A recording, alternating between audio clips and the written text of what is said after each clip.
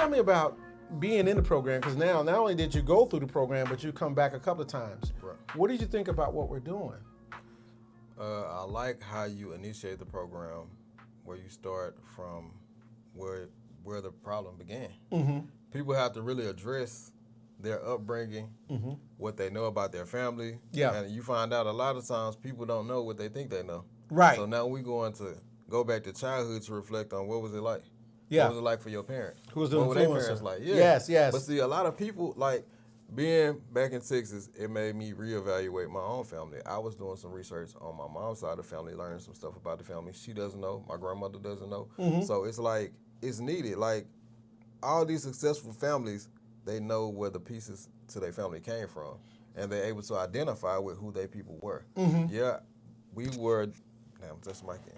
We were put in a unique situation to where we wasn't given all of that, but at the same time, it's out there. The information's out there if you choose to. Yes. So it's powerful to know who your family are. Somebody got to tell the story. What about when? That's why I wanted to go immediate family, because Right. some people try to take it 400 or 500 years back, but you don't even know them, Right. and you barely had any contact and none of the stories. So I look at it this way, because I don't know anybody on my dad's side. Right. Even though I met him, I didn't meet them. Right. So it stopped right there, and I feel like I'm at the point right now. I have to start right Recreate it. now. Right. Yes, and that's my job, and that's why I'm creating the legacy. So in the conversations with the people before me, I get nothing. Right. But if you don't get nothing, you're the creator. Right. You're the architect. Yeah. So you got to pull out your hammer, you got to pull out your chisel, and you got to build it. But that's With what yourself men- first. Right. Right. So the last 8 years I spent in therapy and moving around in groups to understand exactly what I need to do to accomplish that, Right. even if you can't get the answers. Right. So when people say you don't know who your people are, then you are the people. Right. Please understand. It's got to start somewhere. And this is part of the program. So when we go through Ground Zero, Right. that's exactly what Ground Zero takes you through, is to say, what did you want from your parents? What did you get from your parents? And what do you need to gather for those that you made? Right. And then we go right into Born But Not Raised, right? And what do you think about that one? Because that was a good one. Yeah, it was a great one, man. We assume so many things. Yeah, and it gets back again to where you were when you were born and how you presently are. It gets you reflecting back to Yes. why. The whole question is why? Why am I the man that I am today? Yes. But everything starts from how you were raised. Mm-hmm. If you was raised properly. Right. If you were loved properly. A lot of us, like you said, we have children out of wedlock for one, and then out of a lot of lust. Yes. So when all the lust is gone, there's no love. There's none. So it's just two people that came together out of lust, and one's giving more power of the situation, and it's a weapon. Sometimes it's a weapon. Yes. Most of the time, it's a weapon. It shouldn't be. So in that process, who suffers? Yeah, like in my book, Sex. You have to know, if you haven't heard any of my works, I've written 15 books, and one of my books is Sex. Right. And I talk about the drug of sex, the love of sex, the drug of sex, the manipulation used during sex, all those things that we don't understand, but we kind of try to bring it to love, and love and sex is not the same. And now we're in the position now that we have to do something different. And so that's why I wrote that book. I wrote my books just in case I die. Right. That's why I didn't want my kids to not know what I know about life, because that means they have to write the books, Right. Ideally to create the life that they want. Right. And it's actually our jobs is to write the books, is to live what we write and hand down what we write, because a lot of our traditions and things like that, now we're talking about sticks and stones. Right. A lot of our traditions aren't handed down. They're not there because the people who created them were not there. Gone. Right. Family reunions is one of them. A lot of people are related, and they don't even know their own people. Or I can take my own family, man. It's a split in my family on my mom's side. One side doesn't really fool with the other side. Right. And it stems from something from their childhood or maybe the generation before them, but I'm tired of it. Yes. And one of my cousins, we were talking about this in 2007, 8, but he passed on now. Yeah. So now it's, that's 10, 15 years later. it's still the same thing. We gotta fix it. You know what I'm saying? And it starts with people who know this information like me. Yeah. I do, and I value both sides of my family. Even though we're not in communication, it's necessary that we all may be able to gain from each other. My kids are the architects of us moving forward. Right. Because me and my siblings are estranged. Right. And there's 5 of us, right? And I can't get them to understand the bigger picture because they haven't started and completed their personal journey to be the best person they can possibly be. They're still in survival mode. And I want them to go through that part, right? The parts you don't want to go through are far easier than you think. You know, it's the pains that keep you divided as siblings, as cousins, as parents. Some of that's more than 30 years old. Right. Stay like it's yesterday. It does, yes. It's not. Yes, and I think it's bad when we don't say what's more important here. Right. And so when I got to Sticks and Stones, we talked about how to build some of those things. Right. And the core to solving the problem, that's the biggest thing in there, is how to solve a problem. And then what is leadership, the positions we need to take in our family. It doesn't matter the gender, but somebody needs to lead us to a greater spot. Right. And if my daughter's the only one left, then that's who's going to do it. But I want to charge the men to attempt to take that position first and be the best man you can, because the more you raise sons, the more they need to see you in the role, doing the role, so they can be greater than that. If you never graduate high school and you have a son, he graduated high school, he's passed you already. Right. Not only has he passed you, but he's going to show you at that. But doesn't mean he's going to go to college. Right. Now, if you really want him to go to college, you go to college, you finish college, you help him to move in that direction, and you challenge him to be greater. Right. But the lower the bar you set, the easier it is for them to achieve. That's more than likely they don't have to go greater. Right. But someone needs to do it for the family. Someone needs to be a part of how we're going to make this go. Right. And then we get to love and legacy. Right. And that's the key thing here. And that was the build-up. So did you notice the build-up to it? Yeah. From 0 to love and legacy? Right. Because I did not know what legacy was, and I wasn't shared to the idea what's going to be for our family. Right. So when we get married, we find out that we had no marriage goals. Right. We just had pay bill goals. Right. Yeah. So the next thing we're going to talk about is the state of marriage. Now, how many times have you been married? Only once. Once? Yeah. I thought it was twice. No, it was only once. Okay. Only been married once. Okay. So what is your idea of the state of marriage? The state of marriage right now, for my age demographic and what I see, socially is like a tug of war. The women seem to want freedom as if they have an oppressed feeling.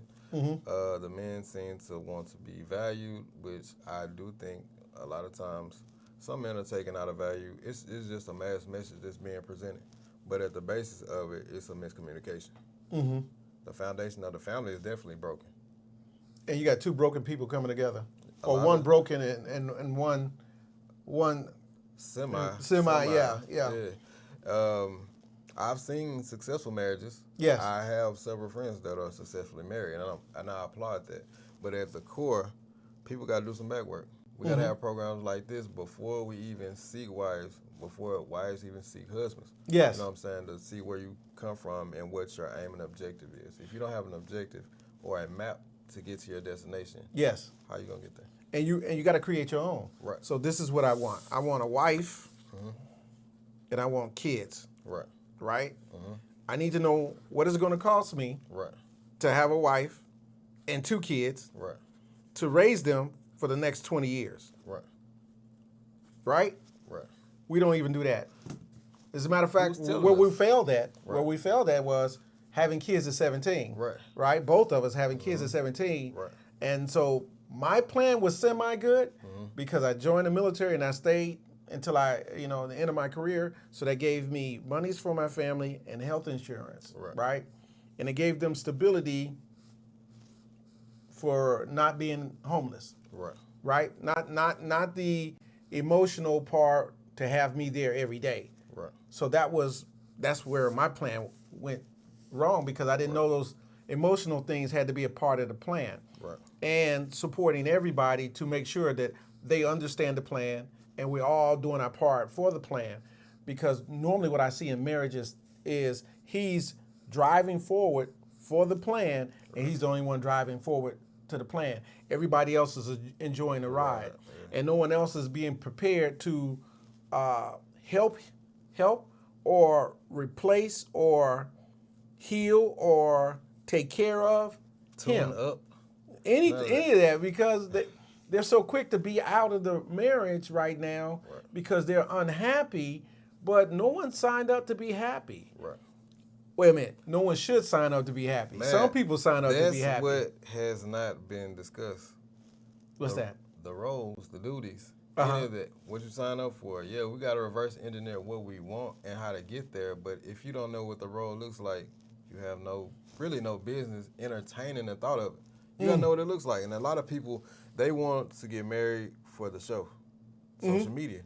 Like, it looks good, but there's duty and obligation that come along with this that's not really discussed. So when you run into an issue that wasn't discussed or even thought of, you don't know how to handle it. Right. That's the first thing, time. abort That first mission. day. Abort mission. The honeymoon is over. You're not who I thought you were. Right. But you didn't do your homework. Well, I think people don't even ask, and one of the questions I always ask is, what is your definition of love? Right. There was a couple of gentlemen in the room who's been married for years. Right. They do not know their wives' definition of love. Right. And they didn't have a definition of love. I need to know because if I don't know what love is, how do I know I'm being loved? Right. That goes into, am I being cared for? Right. That goes into the bigger plan. If I break down in this marriage, are we still going forward or are you bailing? I didn't sign up. Abort. Yeah. And I think that's kind of tough. Right. I was married 19 years, Right. and I honestly say I needed a divorce. I'm glad she divorced me because it forced me to start growing. Sometimes when you're in your marriage, you don't have to grow in your marriage if y'all can make rent or make the mortgage and y'all still in there. That's not the same thing. I needed to grow. I needed to finish my journey of who I'm going to be. Right. And if I had did that before getting married, we probably would be married today. Right. When you are forcing yourself to move through something you're very ignorant in, a lot of things are exposed. Your inability to problem solve, generate money, keep the family together, to create traditions and things like that. So it'll be the longevity of it, because bad relationships ruin legacies. Right. Let me say that again. Bad relationships ruin legacies. Yeah. Most people are not in tune to understanding what a legacy is and how it should come about for the next generation we're creating. But when is legacy typically discussed? When do you typically hear the word legacy? When I seen white people in court, Right. yeah, we didn't talk about legacy. There was no such thing. Right. There was non-existent. None. And for 40 years, it hasn't been a conversation Right. because there was no need to, because we're so divided and we crushed the idea of family. Right. I would like to say that at my level of years, I'm 58, these guys are done. Right. They're toast. They've tried in their limited way to stop winging life and try to do it the right way. Life is like being on a bus. You in the back drinking and enjoying yourself at the back of the bus with your friends. Right. And the day you decide to move forward and you no longer want to be in the back of the bus, you get up to the front of the bus. And while you're at the front of the bus, life is driving, not you. And life hits the brakes. And your whole life that was back there, you was enjoying yourself. And you say you wanted to leave because it had nowhere. Right. It comes up there and it hits you. Now, your yesterday is hanging out with you right now at the front of the bus. Right. The problem is, what are you going to do at that point? Are you going to say, I must be a part of them? Right. Or you get off that bus, you go get on another bus that's going a different direction, and they're not on that bus. Right. If you give up at that point where your life shows up again, and you're thinking that you belong there, you're done. Right. And everything after you is done, especially if you're a dad. And that's why I say when you get married, all bets are off. Right. All bets are off. All bets are off. Anything you thought other than raise those children to be the greatest thing they are, you're wrong. Because that's what you get married for. Right. Really, I don't think if you're not having kids, I don't see the purpose of marriage. Me personally. If you're not getting married, or if you have kids and be married. Right. But I just don't see any value to a man who has no kids who gets married, because he's basically saying, I love you so much that I'll take whatever you give me and I will just Endurance. Weather the storm. and weather the storm because I committed to it. Right. So when you look at the numbers, what they always say is 80% of the marriages end because women no longer want, the way they say they're bored and they're unhappy. Right. Yeah, well, happy is a personal thing. Right. If you're not happy, you're not happy. That don't mean I'm not happy. Right. If you're not happy, but we need to find a way to, if you're going to get married, make it work. And if you can do the pre-work, and someone was telling me the other day, it's a lot of work. The only reason marriage is a lot of work because you had no plan, you had no goals, Right. you picked the wrong person, and now you doing that TikTok dance of at the reception and y'all having a great time. Right. Yeah, that's it. Yeah. That's a lot. Man, Is it? that's a lot. We are here to help change that. That's why I created the Change Agent. That's why I sought him out, because 5 years ago he showed me that he is really, really down for family. And it's our jobs to be down for family because we created them. Right. That's why. I was embarrassed to the fact that I did not do my part. Right. So when I got my divorce, I sat with myself. I didn't run and create a new family. I did all the damage I could while I was married, and I take full responsibility not knowing my job. But at the end of the day, my job wasn't over after the divorce, Right. because my kids still needed me to lead them and to show them that, yeah, we can get it back on track. Right. And if no one's going to do the job, Dad's going to do the job. And I don't want to be embarrassed. My son's a better dad than I am. Right. And I'll take that. Right. Because I missed some years that I can't get back on being a dad with them. Right. Now I'm in granddad status, and they about to see granddad smoke.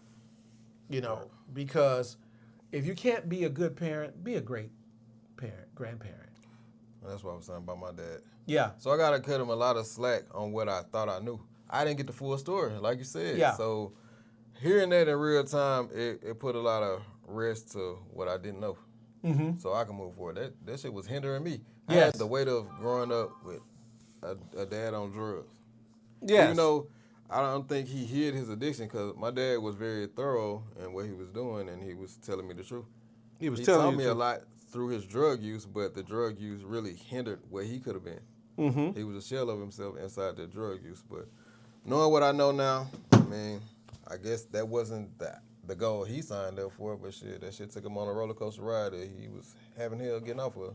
So this is why I created the program, because no one's coming to save us, No. and we can see it every day. And we know we have kids out there, and we have to wait till they understand that we're in the process of changing all of this. Right. This is greater than what I thought it was going to be 5 years ago. And I wasn't ready. I wasn't emotionally ready. I wasn't mentally ready, but I had the idea. Right. And I had to incubate for years within therapy and the journey of finding myself and knowing what it's like not to get the answers, just to say, hey, if they don't want to do their part, talking about my parents, then I've got to do it. For those who don't know, I didn't speak to my mother for 11 years. Yeah, I didn't speak to her because of whatever she went through. She didn't halt it before it got to my relationship between her and I. Right. So she was like, hey, I don't love you, and I'm not going to love you, and there's nothing we're going to do to change it. That's what she said. Right. And that's what I had to live with. And for those who think that men only jump out there because they're hurt, yes. And so when you watch my videos and you say, well, who hurt him? My mother and my father. Right. So I'm letting you know right now, this is what happens when your parents don't have a plan for you and don't love you and don't recover and don't try to make it better tomorrow for you. That's what we come into. Right. So I ain't got time. I got too many people counting on me not to be stuck and just be waddling in the idea that my mother and my mother and my father didn't love me. So this is how you change it. So stop asking men who hurt them. There's an answer for it. Just don't you hurt them. Right. I'm serious. Yeah, that makes sense. Yeah, some people are out there just with the idea that he's an ignoramus and he just doesn't care and it's all about his ego. Right. Lady, he's twice as hurt as you, and he's been trying to do the right thing. But he can't do it by himself. Right. That's why they call them parents. It's two people. Two people. Let that man see his kids. And foster the relationship for the man to see his kids. Absolutely. Because a lot of time, like I said, it's a power dynamic in parenting if you're not married. Especially having kids young, one person has all of the power. Even as a single father, I have all of the power. I tried to foster a relationship that was met with, She didn't want it. I mean, Because she couldn't have control? Yeah, Or she just didn't want it? I don't know. Like, she attended some sessions Yeah. to try to backtrack and go forward, but it just kept looping and it wasn't taken too serious, so we had to get off that ride. So she needed help greater Right. than the help that you were offering for the relationship. Right. She needed to go back further. Right. Yeah, I see that with families or with relationships who want to go to I don't understand how you go to relationship counseling and you're not married. Right. I don't get that, because if it's not working, you can walk away. Right. But I guess if there's kids involved, I can understand it. But when someone tells me, yeah, we're in relationship counseling, but we're not married. Oh, that wasn't relationship counseling. That was just counseling that was coming from my son wanting that relationship. Okay. So the counseling was set up to first screen where you are mentally before I even introduced the thought of you to him. Wow. So even she didn't pass that part of it. Okay. It wasn't important enough to see through, so we had to abort that mission. So I was trying to foster that relationship for his sake. Wow. Yeah, man. And it didn't work. Nah, it didn't work. Do And you- he don't even know that's what the plan was, but it was the plan, and I mean, we moving forward. Let's talk about your older son. How do you feel about that? Wait a minute, let me tell you how you feel about it, and then tell me what you think about it. Because I've learned as I gotten older, there's two parts to everything we're going through: is what I feel about it and what I think about it. Well, what I feel about it, it's a lot of hurt on his part because of what he was, I'm assuming, told. And what has been projected was I took the role of a weekend dad. That's not true. I filed for joint custody of my son, and it was met with, the only reason we don't have joint custody is because I go to Texas every year for Christmas. Like, if we have an agreement, I wouldn't go to Texas for Christmas. And I said that in court. But they bound it over for years. Neither one of us got a notice for it, and it never got absolved. Clayton County Family Courts at the time was backed up. They said a couple of years, and when they didn't send a notice that neither one of us got, they threw this shit out. So my son suffered in the process. In the process, it was control of the mothers. And at whatever time, if she didn't want me to see him, I couldn't see him. So that whole dynamic has been painted a whole different light. Yeah. It's not like I didn't. We had agreements where I would get him on every weekend because we both worked. Yes. And when she found out I had another child on the way, the meetings suddenly stopped for 31 days, and then I was faced with a child abandonment warrant. Really? Yeah. I need somebody to come on my show so we can talk about mothers. Right. Yeah, the good, the bad, and the ugly. Because it is like that. There are good mothers out there are bad mothers out there, and there's some ugly mothers out there. Right. And I found that all it turns into is a toxic conversation, but I bet you all the hair on my head that there's a core to the problem. We just haven't spoken about it. Right. And we need to do that. And that's why I say I'm glad we're at odds right now between the men and the women, because we're actually getting to a point where we've got to do something about it. Yeah. Yeah, because men don't want to be married anymore. Right. And women are upset that we're not falling for it, for the idea of being a traditional man with a modern woman. Right. And that's tough because we have kids. We have to figure out a way to be the best parent we can in the situation we've already created. And that's the problem. Right. It's not we're projecting marriage. We're just looking at the relationship that you've created in this time where there's 2-3 kids out there. Right. And I'm watching these videos of these young women out there who have 5-6 kids Right. and no dads with them. Why is that? Man. I would like to They have someone on my nuts. show who has 5-6 kids and none of the dads are in their life, Right. because we need to understand what's going on. Beyond that he's a piece of shit. No, I think I figured it out. I figured it out with myself. A lot of the time, I believe this is just my theory. Women who weren't raised with their dad or revere their dad in high regard don't really care about men. Men are a need to an end, a scratch an itch. And if kids come out of that, okay, well, I got somebody who gonna love me. Damn him, I got all the power in this situation. Okay. So I can control him. Even if I wasn't given the love, I can take my unloved childhood and take that anger out on you. And then I have control over your seed.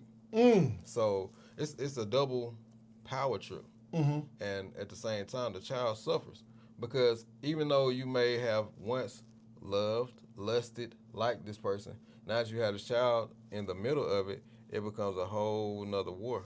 And you got to fight to be a parent, fight to be a father. Because a woman don't have to fight to be a mother. And even in the case of my youngest son, there's no fight there. And there's no consequences. So Yeah. the same consequences I would have faced if I would have truly abandoned any of my kids, she ain't met with that. So now we're looking at, after 20, 25 years, they actually get to have the conversation. That's it. Right. You know, that's what happens is your children finally get worldly enough that they open up their eyes and start asking questions that they never asked before. Right. And I found that, and as I wrote in the book, I Am My Own Dad, you can't tell them, you have to wait for them to ask. And when they do ask, that's when they can absorb the answers, and then they can look at how life really is, from the two dynamics, from the two different households. And hopefully they haven't had kids yet, so they can make a new plan that, hey, I'm choosing you because you and I, our greater goal is to create people, little people greater than you and I and the people that made us. Right. I don't ever hear that conversation. No. And I think that's what's needed. So I would love to have somebody on the show to talk about mothers. If you're a mother, or I already know how it's gonna go, right? Go ahead. You might as well chop that up and run that. Yeah. I will. I'm willing to do it, and I'll carry some mace and I'll call the police. That's because I tell you what, because I've noticed that it tends to go off the rails, but it needs to be understood, and it needs to happen in the best possible light for tomorrow, because your kids are watching you. Right. And when you opt out these relationships, you're dragging a kid along and they're not getting what they need. Now, because the greater thing is they become that son later, trying to have a relationship. And they don't know how. And it don't even have to be like that, men or women. When the shit over, let it go. Move on. Oh. That sounds easy. And you want to be here for that when I have a guest for that? I will. Okay, because I will. that's a tough one when you just say, hey, just move on. Just move Because on. what this and that and this and that. But yeah, regardless to the fact, the conversation must be had. But that's why I created change agents. So the conversations that we have, they're not bothered by triggered women's or mothers. Right. So we can get to the bottom, to the core of it.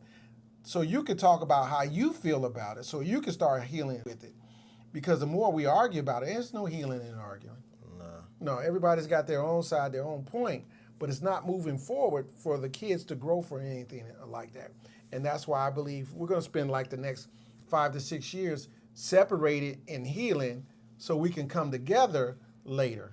Man, what do you consider healing? Watching TikToks and shorts of people arguing, and this dynamic of gender wars is really some bullshit at the same time, because they have us blinded on what the real picture is. We have to push the family forward, and we got to equip people with what does the healing tools. look like? Right. Healing looks like having a plan, an emotional plan, and a business type look at your life, Right. and everybody's looking at the best version of themselves to do so. Right. I think that's the closest thing to healing, because it's a forever thing, but it's better than when the day you decide to do better. Right. Because in my healing, in my journey, I would have been crying already. I'd have just the thought of me not my parents not loving me and me letting my kids down. Right. But now I know I have a plan. So there's no what I like. Angry people, before they're angry, they're frustrated, and before they're frustrated, they have a problem, Right. and the problem doesn't have a solution. So when you lack the solution to the problem, it becomes frustration, Right. and the frustration turns to anger. Why? Because that's the quickest emotion we can express Right. to anything in every situation. So if we were to find out that, hey, if we would do more of this within our family, like come together and communicate on a level below the surface, Right. that we can probably answer some of the issues, and you'll find out some of the issues aren't your problems. Yeah. Yeah, and they've been handed down. Open that Pandora's box. if Well, you want got to. I believe you're going to have to open up the box and all the yelling and the screaming and the miscommunication and the truth. And that's where I was saying before, we don't really tell the truth about our relationships. Man, listen, somebody got to come up. Well, I might come up with it. It got to be an icebreaker of conflict resolution. Somebody has to introduce the theory of conflict resolution amongst families, because a lot of the time it's a hierarchy. Whoever the oldest, they are stuck in some shit that don't work. They're not willing to even talk about what the real problem is. Everybody talks around the issue instead of just getting the tissue. This is the issue. Yeah. Here's the tissue. This is the issue. Everybody want to cry a river, but don't nobody want to do nothing about Well, it. I think it's because those are the people that were raised by the people who didn't talk. Right. No, sure. So this is why we're in the best position to create our tomorrow. Right. So if we're all in the same room, we get to do it. Those who will move forward. Those who can't, who are stuck, Mr. Boats. let them be. Right. Because we cannot not get on the boat. Right. We all ain't going to stand on the banks because two people don't want to get it. Right. That's because life is a pyramid of people.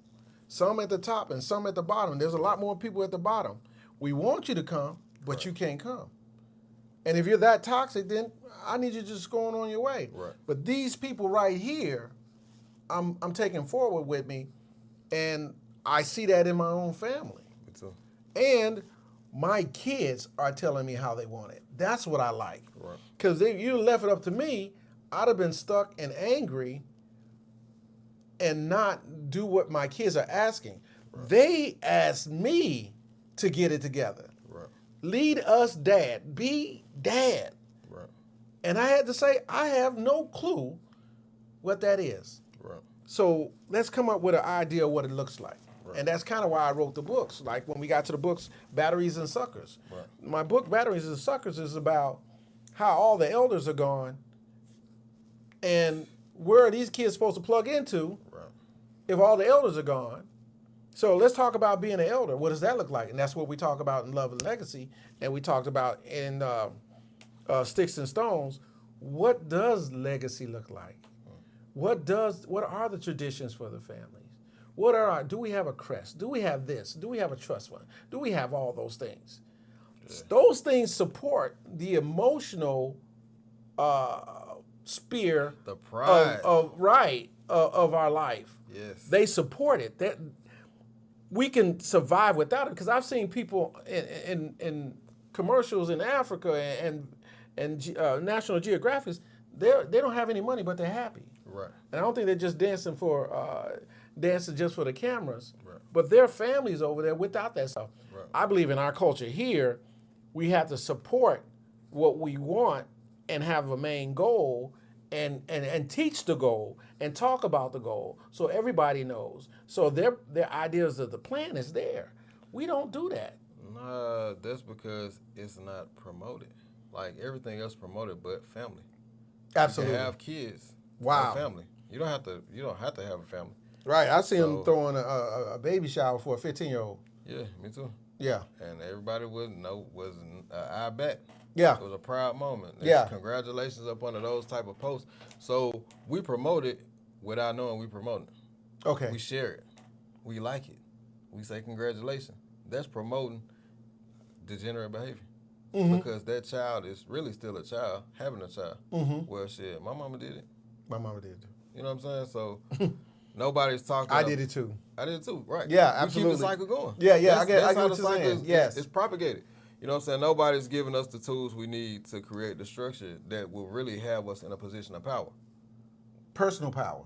Personal power, family power. Well, I think because it'll get bigger. Because when you have personal power,